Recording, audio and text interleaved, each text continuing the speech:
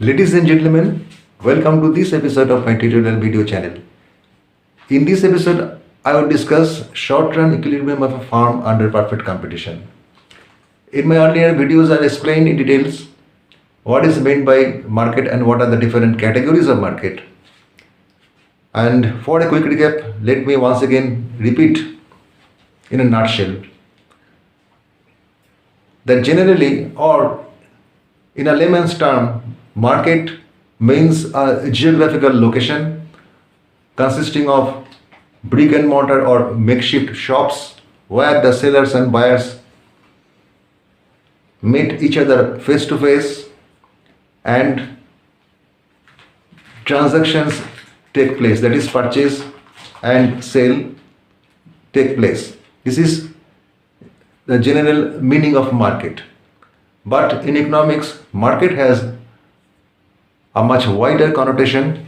Here, market means a system or an arrangement where buyers and sellers come into each other's contact either directly or indirectly and execute transactions, that is, purchase and sale take place.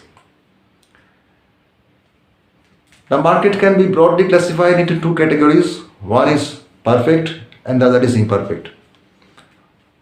Under perfect category, we have perfectly competitive market or perfect competition, and under imperfect category, we have monopoly, that is pure monopoly, monopolistic competition, oligopoly, duopoly, and monopsony.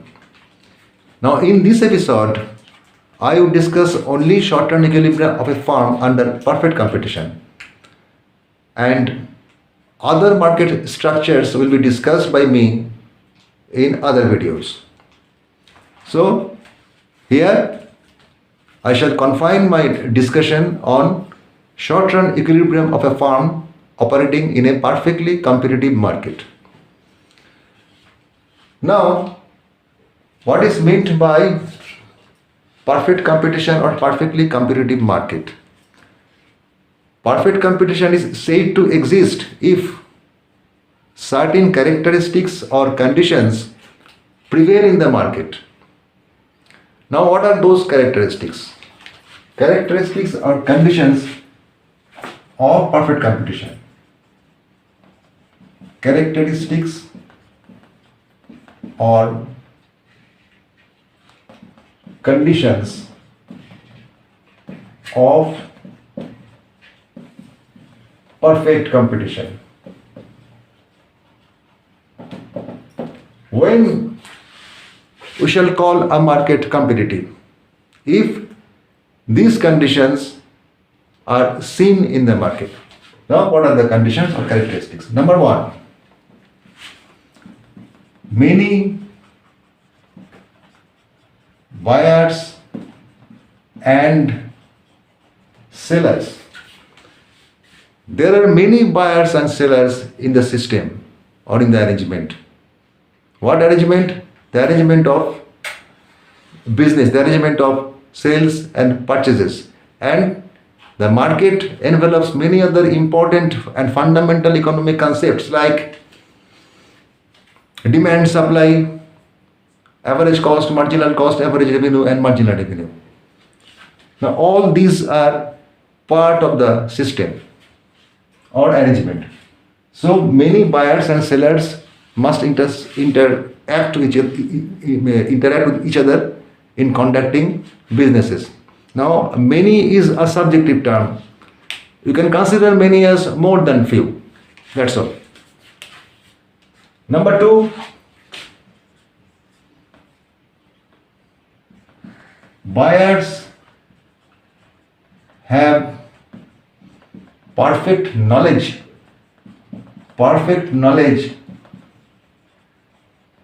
about the price.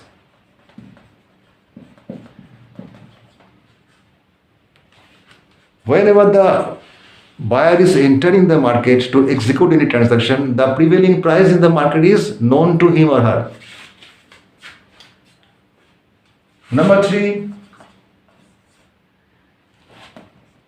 no individual buyer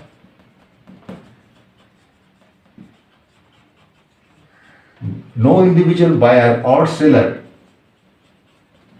can influence the price.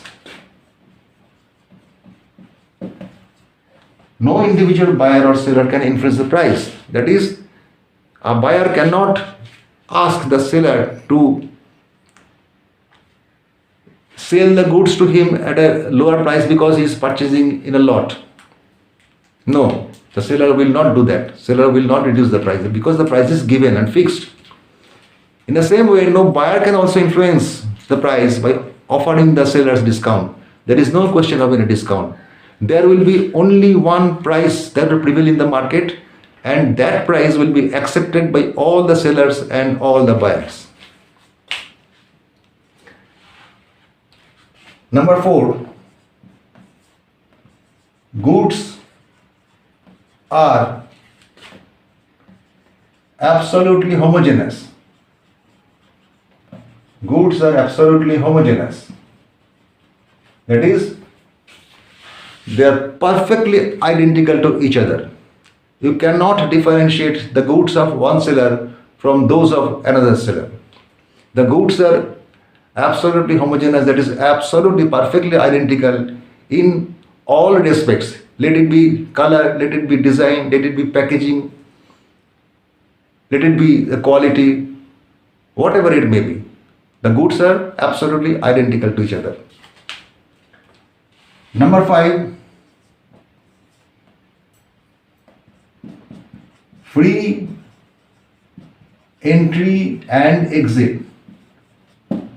That is, entry into the market and exit from the market are free.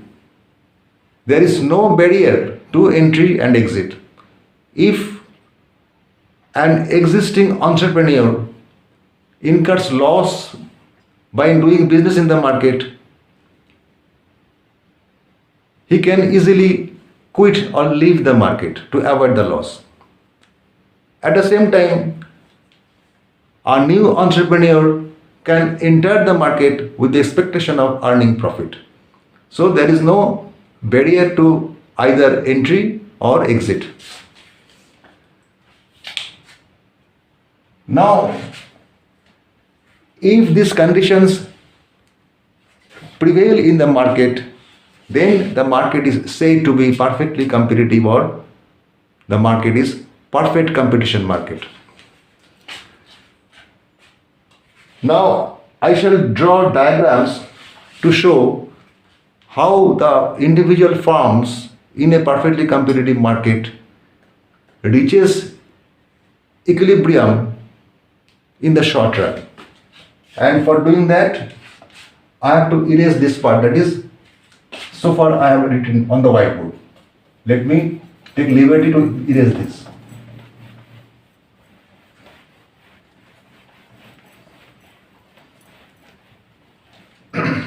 So there are many firms operating in the market, and the industry consists of all the firms.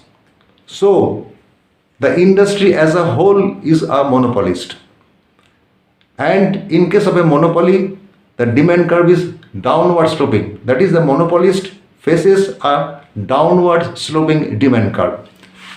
Now when I shall discuss equilibrium of firms in monopoly or monopolistic competition, I will discuss in details why the demand curve is downward sloping. But for time being, consider that in perfect competition, the industry as a whole is a monopolist, and the industry faces a downward sloping demand curve. Only the firms are competing with each other. So in this part, I shall draw in the diagram of industry, and here I am drawing 3 diagrams: firm A, firm B, and firm C.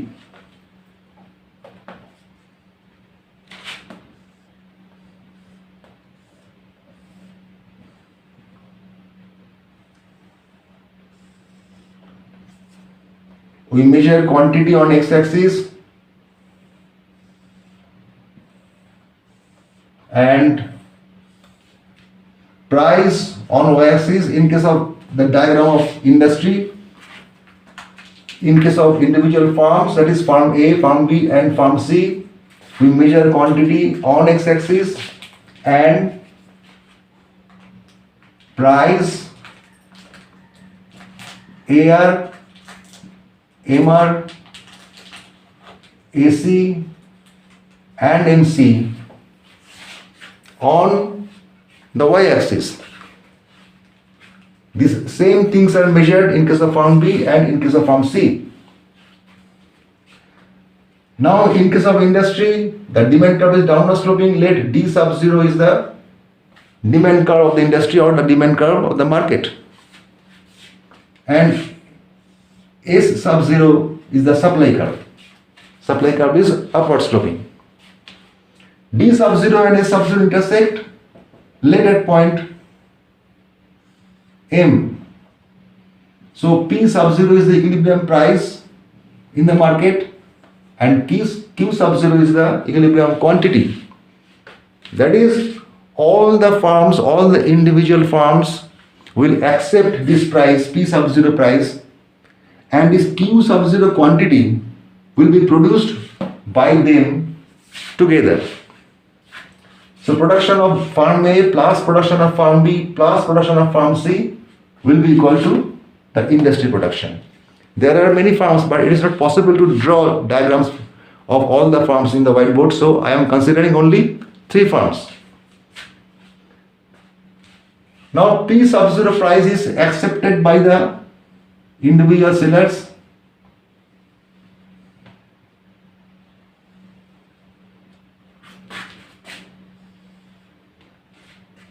This is the demand curve facing a perfectly competitive farm, which is equal to price, which is equal to AR, which is equal to MR. For all the farms, the same things will apply. That is, price equals to AR equals to MR, and this is the demand curve for individual farms in a perfectly competitive market. Why P equals to AR equals to MR? Because price is fixed. No farm can change the price. This is P sub 0 for all the farms. Now suppose a farm is selling 10 units at the rate of rupees 5.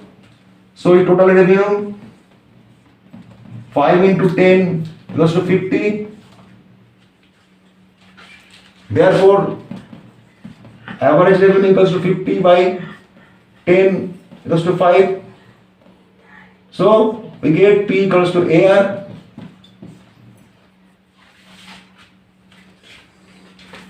Price is not changing. Price remains fixed. Now suppose the seller sells 11 units at the same price, 5 at the rate of $5 each. This means PR equals to 5 into 11 equals to 55. Therefore, MR equals to 55, that is marginal revenue, is 55 minus 50 divided by 11 minus 10, that is 5 by 1 equals to 5. Therefore, P equals to AR equals to MR for all the individual farms operating in a perfectly competitive market.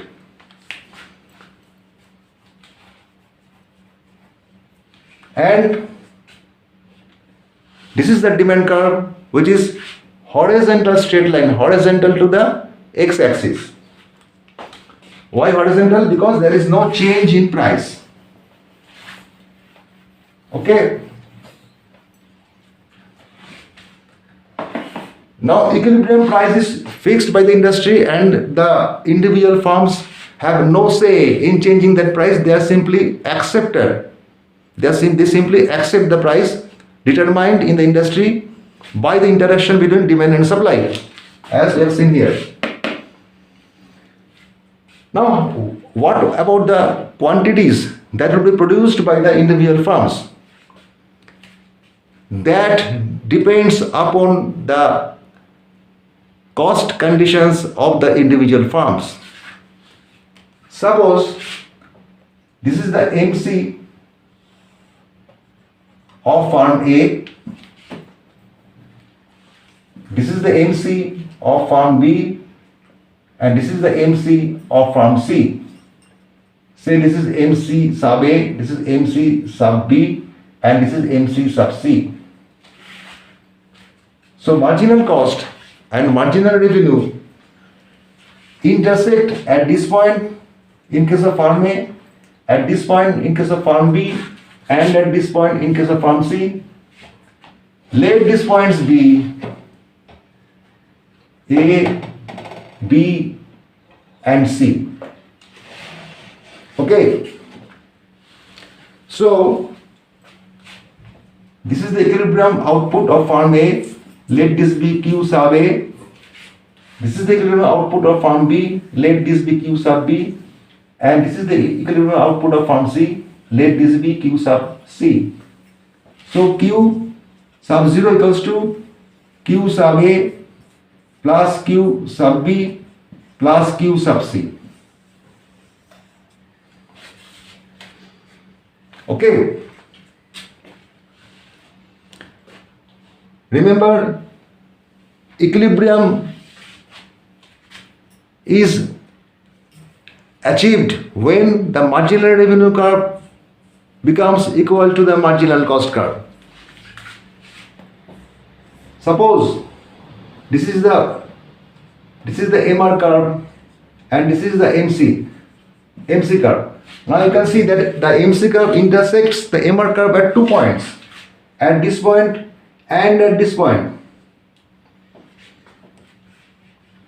Suppose the producer is producing here, say this is Q sub 1. Now you can see,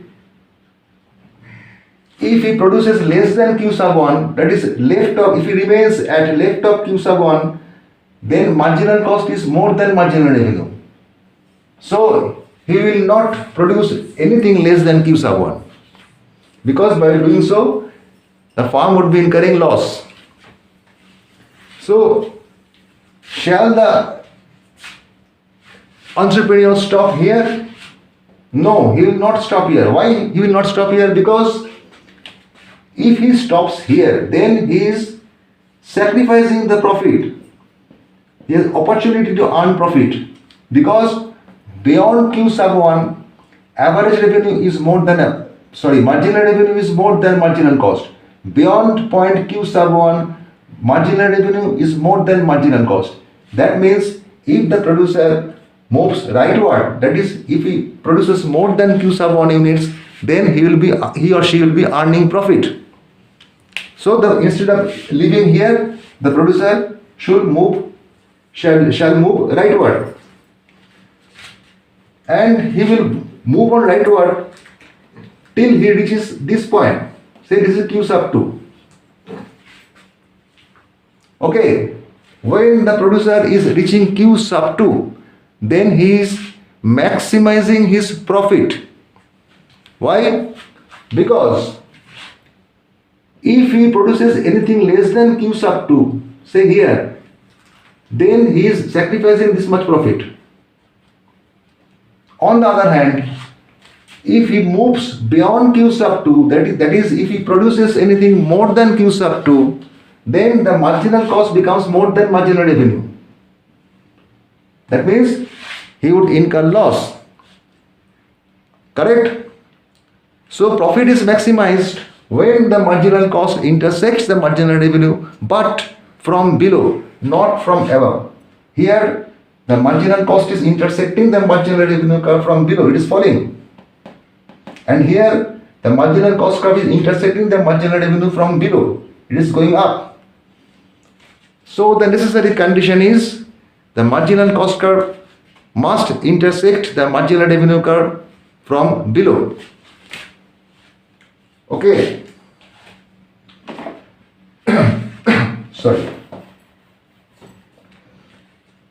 So in that way, we have derived the equilibrium quantities of different individual farms. QA is the equilibrium quantity of farm A, QB is the equilibrium quantity of farm B and QC is the equilibrium quantity of farm C.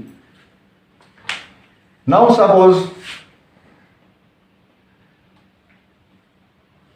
this is the average cost of farm A. Let it be AC sub A. This is the average cost curve of farm B. Let this be AC sub B. And this is the average cost curve of farm C. Let that be AC sub C. So AC sub A is the average cost curve of farm A, AC sub B is the average cost curve of farm B, and AC sub C is the average cost curve of farm C. Now watch carefully. In case of farm A, at Q sub A units, the average cost lies below the average revenue curve. This is the average revenue curve, and the average cost curve lies below the average revenue curve. That is, average revenue is more than average cost. That means the firm is earning profit. And what is the amount of profit? This is the area of the rectangle. This area of the rectangle is the profit earned by firm A, and this profit is called supernormal profit. This profit is called supernormal profit.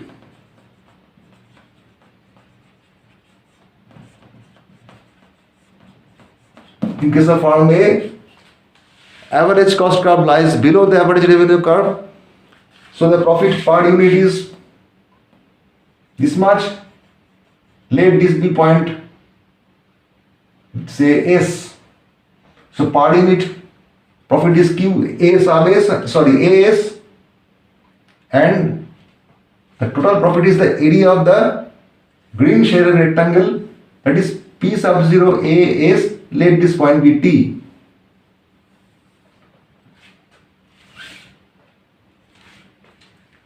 In such a scenario, the firm is said to be earning supernormal profit.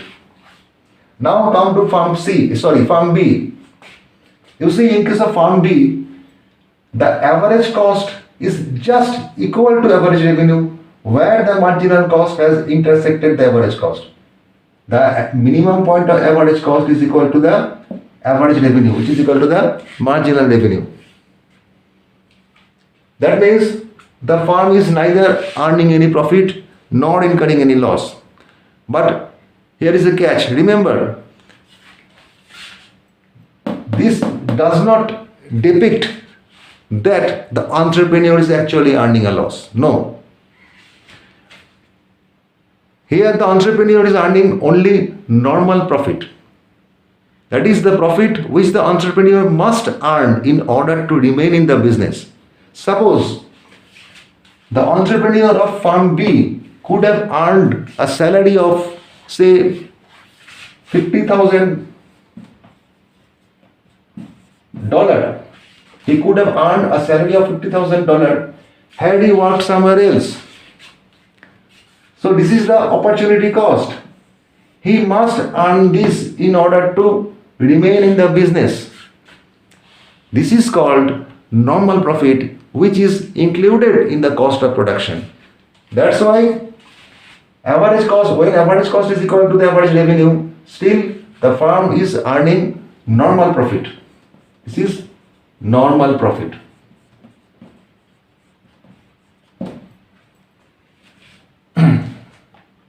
Now look at the diagram of firm C. Here you can see the average cost curve. The average cost curve lies above the average revenue curve. Remember, this is average revenue curve, this is also marginal revenue curve, and this is also the price, and this is the demand curve of individual firms in the industry, parallel to the x-axis. Horizontal straight line parallel to the x-axis. And average cost curve lies above the average revenue curve in case of firm C. This means the firm is incurring loss. And what is the loss per unit? If we extend this line, touches here, let this point be R.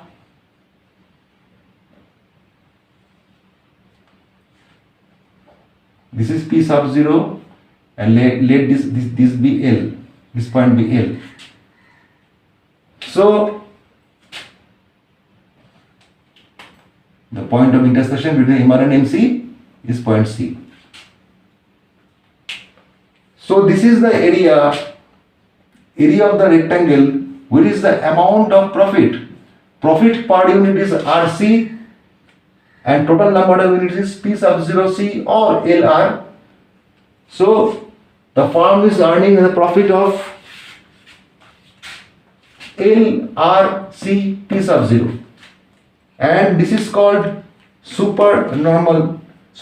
called abnormal loss. This is called abnormal loss. Correct? Here it is supernormal profit. That is, the firm is earning more than normal profit. Firm B is earning only normal profit, and firm C is earning abnormal loss. That is, the firm is not able to earn the minimum expected amount, that is the opportunity cost. So these are the three possibilities. There cannot be any other possibility. A firm in a perfectly competitive market in the short run may either earn supernormal profit, or it may earn only normal profit, or it may incur abnormal loss. Right? So the conditions of equilibrium of a firm under a perfectly competitive firm is P equals to AR equals to MR equals to MC. For every individual firm in the perfectly competitive firm, these must be fulfilled in order to reach equilibrium, and of course MC must cut MR from below. MC must cut MR from below. Okay. So this is all about short run equilibrium of firms under perfectly competitive market. Here we have drawn the figure of industry. In the industry, the price is determined by the intersection of demand and supply, that is the intersection of demand curve and supply curve, and which is P sub 0. So the equilibrium quantity of the industry is Q sub 0. These Q sub 0 units are produced by all the firms together. And here there are three firms, firm A, firm B and firm C. We have drawn the demand curve of firm A, firm B and firm C from the industry price, that is P sub 0, which is average revenue, and also the marginal revenue. Why? Because price is not changing. The sellers are simply acceptors of the price. They can only adjust their quantities according to their cost conditions, that is the shape of average cost curve and marginal cost curve. Okay. In case of firm A, marginal average cost lies below the average revenue, so the firm is earning a profit which is equal to the area of the green shaded rectangle. In case of firm B, the entrepreneur is neither earning any supernormal profit nor incurring any loss, but earning only normal profit. In case of firm C, why this is happening here? Because average cost is equal to average revenue at its minimum point, where MC intersects the MR. And firm C is the firm C is incurring abnormal loss. The firm C is incurring abnormal loss because the average cost curve lies above the average revenue curve. That means average cost is more than average revenue. So per unit loss is RC and total loss is RC multiplied by P sub 0 C or multiplied by LR, So we get the area of the green shaded rectangle. This is the area of, this is the amount of abnormal loss of firm C. Okay. So far, so good. I believe you have understood this well. Still, should you have any doubt, if you have any question in the back of your mind, please feel comfortable to let me know through the comment section. I shall be glad to respond to all your relevant queries. If you think this video is beneficial for you, please do share the video with your friends, brothers, sisters and colleagues. And please do like and subscribe my channel. And finally, thank you very much for watching this video. Stay well and goodbye.